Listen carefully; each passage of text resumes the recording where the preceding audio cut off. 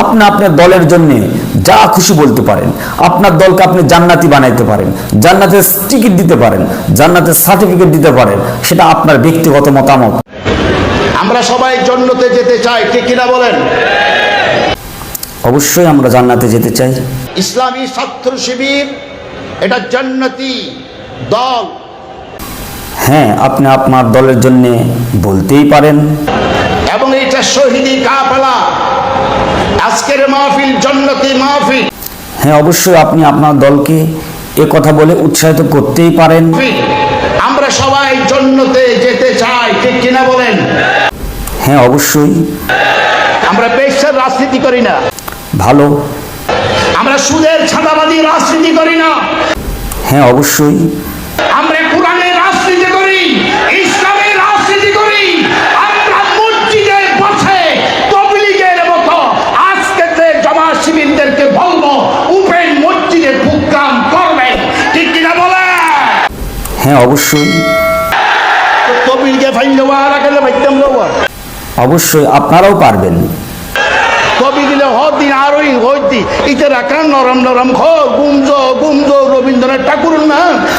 এটা কি বললেন? এইটা কি বললেন? কবিরকে ফাইন্ডা ওয়ালা গেলে বাইতাম লওয়া। কবি দিলে হদিন আরোই হইতি ইতে রাখা নরম নরম খ গুমজ রবীন্দ্রনাথ ঠাকুর না। হুজুর থামেন, থামেন, হুজুর থামেন। এতক্ষণ পর্যন্ত ভালোই বললেন, এটা ঠিক বললেন না। এতদিন আপনি কোথায় ছিলেন? এতদিন আপনি ঘুমিয়েছিলেন। ঘুম থেকে উঠে নিজের দলকে, নিজের মতবাদকে শ্রেষ্ঠ প্রমাণ করতে গিয়ে আরেকটি দাওয়াতি কাফেলাকে তুচ্ছ তাচ্ছিল্য করবেন, এটা কোনো দায়ের বৈশিষ্ট্য হতেই পারে না। আপনার তাবলিগ সম্পর্কে জানা থাকা দরকার যে তাবলিগ জামাত কোনো রাজনৈতিক দল নয়। তারা ক্ষমতায় যাওয়ার জন্যে অথবা কাউকে ক্ষমতা থেকে উৎখাত করার জন্যে গরম গরম কথা বলতে লাগে না।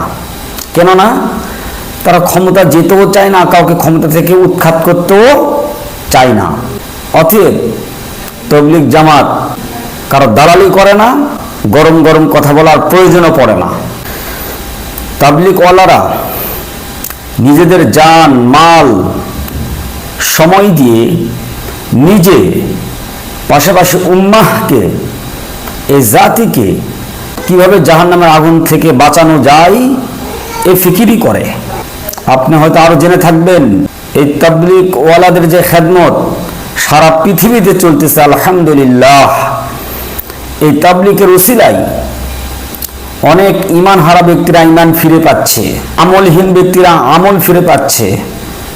অতএব আপনি এমন একটি কাফেলাকে নিয়ে রবীন্দ্র সঙ্গীতের সঙ্গে তুলনা করলেন, ধিক শতধিক আপনাদের মতন ওলামা ইকরামকে। আপনাদের মতন ব্যক্তিদের কারণেই আজকে ইসলামের এই অবস্থা। শুধু প্রতিহিংসা, শুধু প্রতিহিংসা। আপনারা কথাগুলো শুরু করেন আর আমাদেরকে প্রতিরোধ করতে হয়, বিধায় আমরা আপনাদের নিকটে খারাপ হয়ে যাই। বিধায় আপনাকে বলবো, ভাই দাওয়াতে তাবলীগের যে কাজ চলতেছে, আলহামদুলিল্লাহ, এটা জাতি উম্মাহ সকলেই দেখতেছেন, সারা ওয়ার্ল্ডের মুসলমান দেখতেছেন যে তারা নিঃস্বার্থে শুধুমাত্র আখেরাতের জন্য, কবরের জন্য তারা কাজ করে যাচ্ছেন। আপনার কাছে অনুরোধ থাকবে, আপনি যদি মনে করেন আপনার এই কথা তাবলীগ জামাতের নরম নরম বয়ানকে যে আপনি রবীন্দ্র সঙ্গীতের সঙ্গে তুলনা করেছেন, কটাক্ষ করেছেন, যদি আপনি মনে করেন আপনার এই কথা মিস্টেক হয়েছে অথবা কথার স্লিপ হয়েছে, আলহামদুলিল্লাহ, তাহলে কোনো সমস্যা নাই। আর যদি আপনি আপনার এই কথাটাকে সঠিক মনে করেন, তারপর অটল থাকেন, তাহলে আমরাও নিশ্চিতভাবে জানবো আপনি অবশ্যই নিজে গুমরার মধ্যে আছেন, জাতিকেও গুমরাহ করার জন্য পায়তারা করতেছেন। এমনকি আপনার যে দল আপনার কথাটাকে যদি সাপোর্ট করে, তাহলে আমরাও মনে করব তার দ্বারা জাতির কোনো উপকার হতে পারে না, হবে না। অতএব জাতির এই ক্লান্তি লগ্নে আপনাদের উদাত্ত আহ্বান জানাবো, আপনি আপনার দলের জন্য যা খুশি বলতে পারেন।